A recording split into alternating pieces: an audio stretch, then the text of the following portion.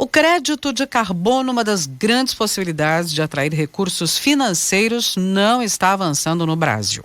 Esse é um sistema de compensações de emissões de carbono, onde, por exemplo, uma empresa, que diminui suas emissões de CO2 abaixo de um determinado limite, ali determinado, pode vender essa cota extra, ou seja, o que não foi emitido, para empresas ou países que não atingiram suas metas de redução de CO2. Na prática, então, uma empresa ou um governo, por exemplo, que tenha dificuldades em reduzir suas emissões, pode comprar créditos de uma empresa que foi mais eficiente em sua redução. E tudo isso certificado e auditado internacionalmente. Embora seja um mercado que pode atrair recursos internacionais para o Brasil, o projeto de lei que regulamenta esse mercado está travado no Congresso, especialmente nesse ano aí eleitoral. Então, para entender melhor essa situação, converso com o professor Pedro Luiz Cortes, professor da ECA, da Escola de Comunicações e Artes, titular do Instituto de Energia e Ambiente, o IEE, da USP. Tudo bem, professor Pedro? Bom dia. Bom dia, Roxane, bom dia, ouvintes. É um prazer falar com todos. Obrigada, professor, sempre conosco aqui às sextas-feiras. Bom, eu fiz um resuminho, mas detalhe para a gente como é que pode funcionar o mercado de carbono, Seria muito importante isso aqui para o país. Bom, Roxane, o CO2, o dióxido de carbono, ele é um dos principais gases relacionados ao chamado efeito estufa e às mudanças climáticas. O aumento da concentração dele na atmosfera, ele faz com que o planeta ele retenha uma porção maior do calor que nós recebemos do Sol.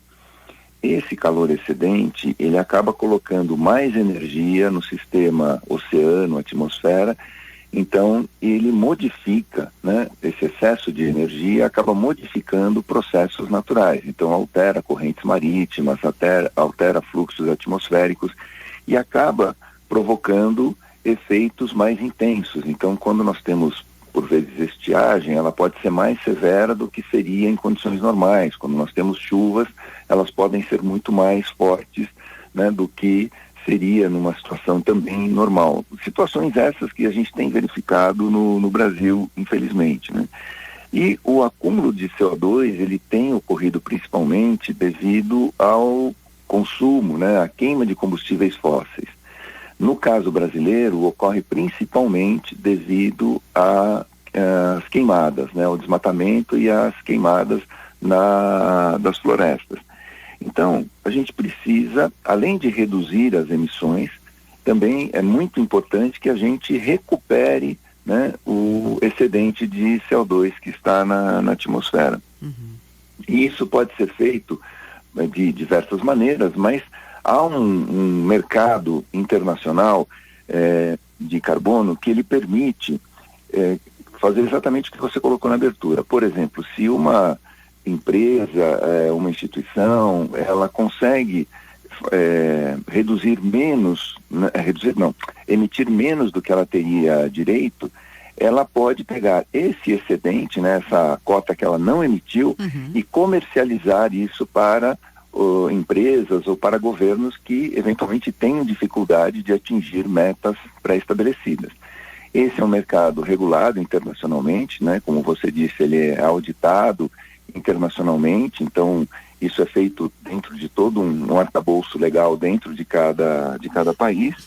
E uma vantagem que nós temos é que nós temos uma fonte de energia muito, muito limpa. Apesar do uso intensivo das termoelétricas, a nossa geração de energia elétrica, em boa parte, ela é uma geração limpa a partir das hidrelétricas, a partir de usinas eólicas, e também agora a partir da energia solar que vem crescendo na sua utilização.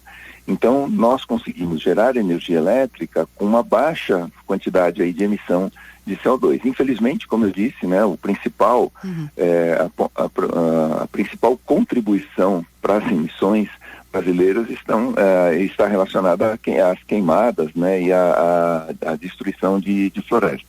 O que a gente poderia regulamentar esse processo dentro do Brasil de tal forma que empresas pudessem, por exemplo, no exterior, ou governos no exterior, comprar créditos carbonos, por exemplo, de um processo de reflorestamento. Então, quando nós temos uma recuperação florestal, nós temos que as árvores, à medida que elas vão crescendo, elas vão retirando CO2 da atmosfera, elas utilizam o carbono para a construção do tecido celular e liberam de volta o oxigênio. Então, as florestas, elas se constituem em grandes repositórios de carbono, e quando nós estamos principalmente num processo de recuperação florestal, ou seja, a floresta está voltando a crescer, ela tem uma grande capacidade de retenção, né, de recuperação desse carbono, né, de sequestro desse carbono na atmosfera. E isso poderia ser um grande negócio para o Brasil. Ou seja, nós poderíamos captar recursos no exterior, seja por parte de governo, seja por parte de empresas privadas ou empresas públicas no exterior, que pagariam, né, para que nós fizéssemos a recuperação florestal de tal forma que a quantidade de carbono que a gente consegue retirar seria contabilizado para eles, né, como uma redução que eles não fizeram. Né? Então, uma empresa que teve dificuldade, que você colocou na abertura, uma empresa que teve dificuldade em atingir limites pré-estabelecidos, ela fala assim, não, eu não consegui, mas eu patrocinei um projeto que fez isso por mim. Né? Então, isso é aceito internacionalmente. Mas, infelizmente, tudo isso tem que ser regulamentado por lei e nós estamos aí, como você colocou na abertura, com dificuldade de colocar esse mercado efetivamente para funcionar no momento em que nós precisamos recuperar florestas, nós precisamos de recursos internacionais, né, para fomentar a nossa economia.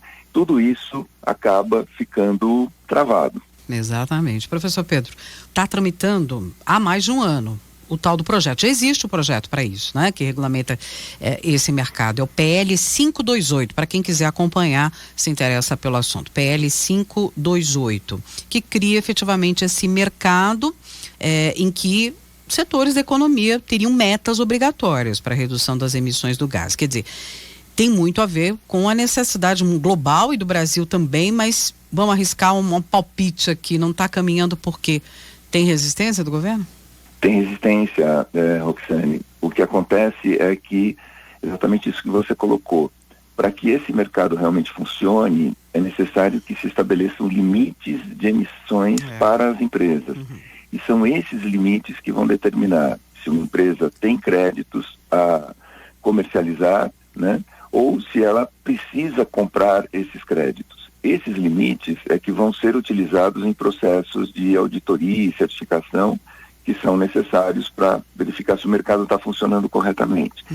Então, o Brasil, na verdade, assim, no Congresso, há uma oposição muito grande ao estabelecimento desses limites, porque isso efetivamente colocaria um padrão de emissão geral para o país todo. Então, empresas de um determinado setor não poderiam emitir tantas toneladas, além de tantas toneladas por ano, né? Tudo isso de acordo com o nível de atividade da empresa. Então, há uma resistência muito grande dentro do Congresso Nacional ao estabelecimento desses limites. Sem o estabelecimento desses limites, a gente fica sem um padrão para dizer se a empresa, uma indústria, por exemplo, ela emitiu mais ou menos do que seria previsível, do que seria esperado. Então, como é que ela pode, a empresa, comercializar créditos carbono se não há um limite pré-estabelecido que vai, né, balizar, dizer, olha, gastou mais ou gastou menos do que deveria.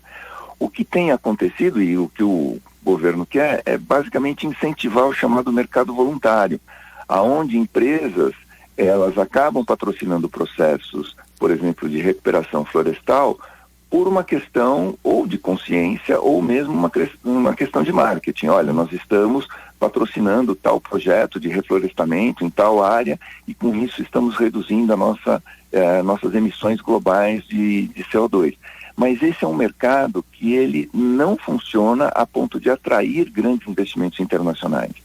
Então, nós perdemos essa oportunidade exatamente por conta dessa resistência, né, no estabelecimento de limites. E agora fica muito mais difícil isso tramitar, porque a gente entra, né, já está no período eleitoral, então há um esvaziamento natural do Congresso, porque os congressistas eles vão partir para suas campanhas e não teremos, dificilmente teremos quórum para analisar qualquer projeto que esteja tramitando ali no Congresso. Então, isso vai ficar para a próxima legislatura, infelizmente.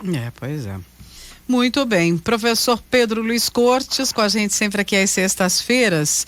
Lembrando que você pode acompanhar todos os temas que são abordados semanalmente aqui no nosso portal, claro, jornal.usp.br. Vai lá na barrinha Atualidades, Jornal da USP no ar, primeira edição, e você encontra as publicações. Ou ainda no canal no YouTube, o Ambiente é o nosso meio. Professor, como sempre, muito obrigada por sua participação. Eu que agradeço. Uma boa semana a todos.